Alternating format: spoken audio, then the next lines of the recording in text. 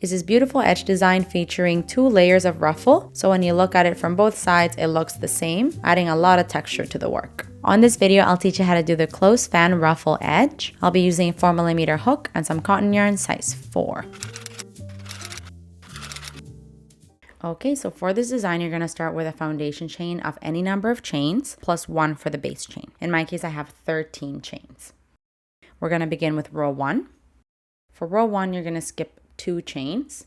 So skip 1 and 2. And into the next, you're going to work a half double crochet.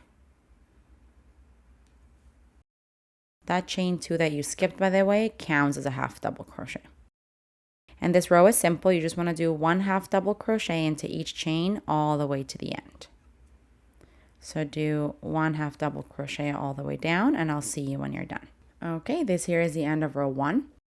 For row 2, we're going to chain 2, which counts as a half double crochet, and flip your work. Row 2 is simple. You're also just going to do half double crochets into each stitch.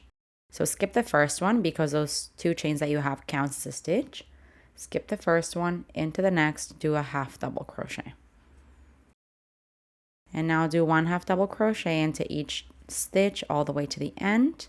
I'll see you when you're almost done. Okay, so at the end of the row, you're going to do your final half double crochet into the turning chain.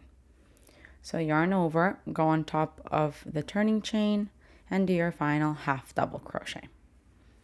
This here is the end of row 2. Now row 3, you're going to do exactly the same as row 2. You're going to begin with a chain 2, flip your work, skip the first stitch, into the next, do a half double crochet. And now do a half double crochet into each stitch, ending with the one on top of the turning chain. Do that for row 3, and I'll see you when you're done. Okay, this here is the end of row 3. For row 4, we're going to start with the chain 3, which counts as a double crochet. And flip your work. Now we're going to work into the front loop only for this row. So normally you go under both loops. If you flip your work upwards, you're going to see these V's that are facing this way. And you go under both of those loops. However, for this design, you're going to go into the front loop only. So we're going to go into the first stitch of the row, which is this one here. Front loop only is right there. So working in the front loop only, we're going to work 3 double crochets into the first stitch.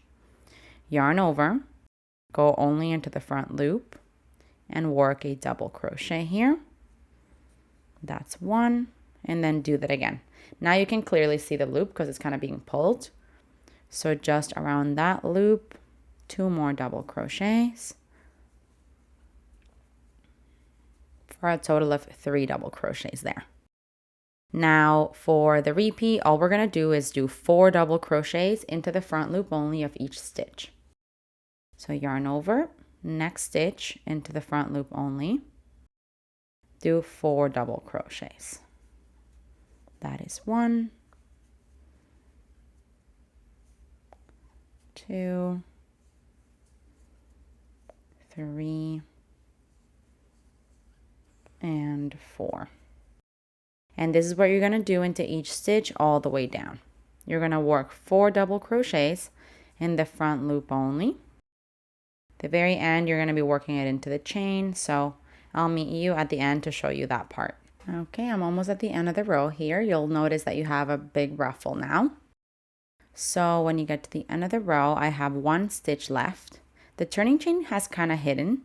And to be honest, it's because we're doing so many stitches. It doesn't quite matter if you skip that. So I'm just going to go into the last half double crochet of the row with 4 double crochets into the front loop only.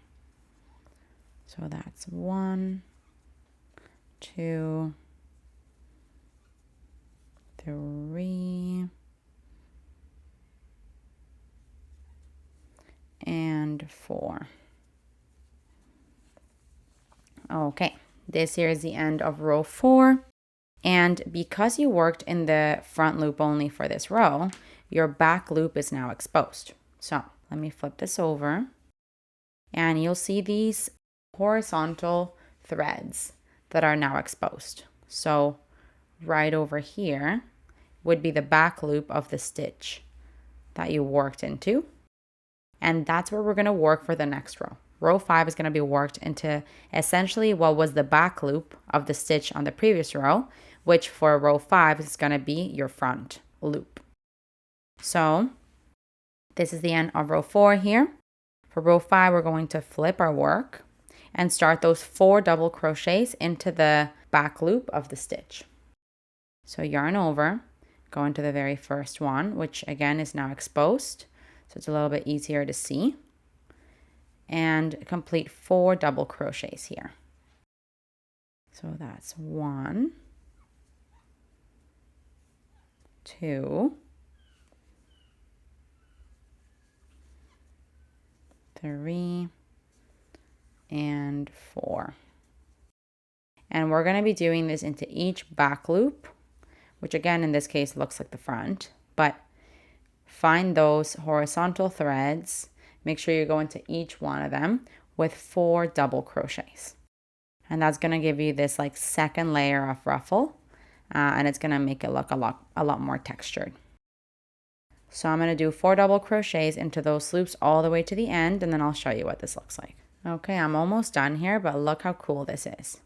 It adds this kind of like, it looks like a sea creature almost. One of those plants that lives underwater. I don't know what they're called.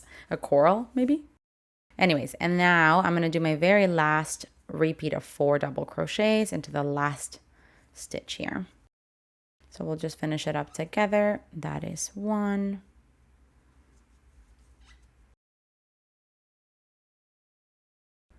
Sorry. 2.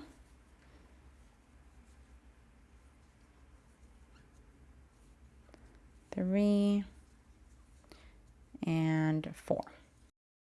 And there we have it.